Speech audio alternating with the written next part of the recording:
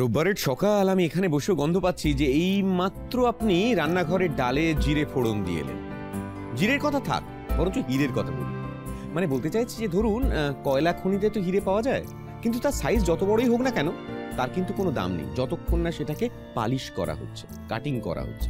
সুতরাং আপনাকে দেখতে যতই সুন্দর হোক, নতুন বছরে যদি আপনি নতুনভাবে নিজেকে সাজিয়ে তুলতে না পারেন, তাহলে কিন্তু সৌন্দর্য বোধে কোথাও একটা প্রশ্ন চিহ্ন থেকেই যাবে। समझदारों के लिए इशारा काफी होता है। এতক্ষণে একটা আদি মোহিনীমোহন কান্দিলালে যারা আমাদের নিয়মিত দর্শক তারা বুঝে পেরে গেছেন যে আমি কোন দিকে যাচ্ছি। আসলে নতুন বছরের রেশ এখনো যায়নি, এখনো ছুটির মেজাজ রয়েছে। আর তারই সঙ্গে সঙ্গে আমাদের আড্ডার মেজাজ বজায় রাখতে রোজকার মধ্যে আমাদের সঙ্গে স্বর্ণালী দি আছেন, এবং আমাদের সঙ্গে এমন একজন আছেন যার জীবনের একটা নতুন অধ্যায় খুব শিগগিরই শুরু হতে চলেছে, তাই দিদি? একদম তাই কৌশিক। এবং তুমি যে কথাটা বললে, এই নতুন জীবনে যখন ও পা দিতে চলেছে তখন সাজগোজটা তো একটু হলো স্পেশাল হতেই হবে। কিন্তু তার আগে কেমন লাগছে বলো? আমার তো ভীষণ ভালো লাগছে আজকে এখানে এসে একটা নতুন এক্সপিরিয়েন্স, নতুন জিনিস দেখা। এটা একটা আমার কাছে একটা নতুন বছরের নতুন একটা প্রাইজ বলা যায়। রেশমির এবছর সবকিছুই নতুন হচ্ছে। একদমই তাই, প্রাইজ এন্ড সারপ্রাইজের মধ্যেই আছে আর কি। রেশমি কোথায় থাকো? আমি বারাসাতে থাকি। রেশমির বাড়িতে কে কে আছে?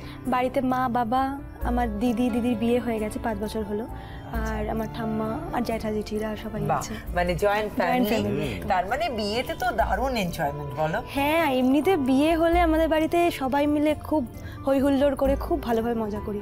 আর 5 বছর আগে দিদির বিয়েটা হয়ে গেছে, অনেকটা গ্যাপ হয়ে গেছে আর কি, এবারে সবাই মিলে রেডি হয়ে আছে। তো রেশমি, তুমি প্রথমে কি দেখতে চাইবে বলো? প্রথমেই আশীর্বাদ হবে, তা আশীর্বাদের জন্য কি পরবো তুমি একটু বলো। নিশ্চয়ই, আশীর্বাদটা ভীষণ ইম্পর্টেন্ট।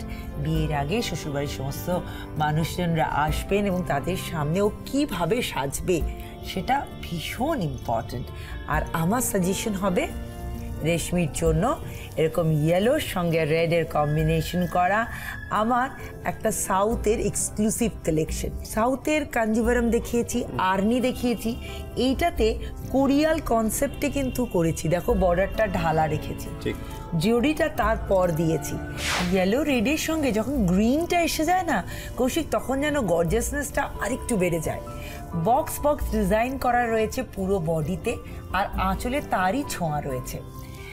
একদম হালকা শাড়ি রেশমি, হাতে ধরে বুঝতে পারছো? সুন্দর, ভীষণ সুন্দর।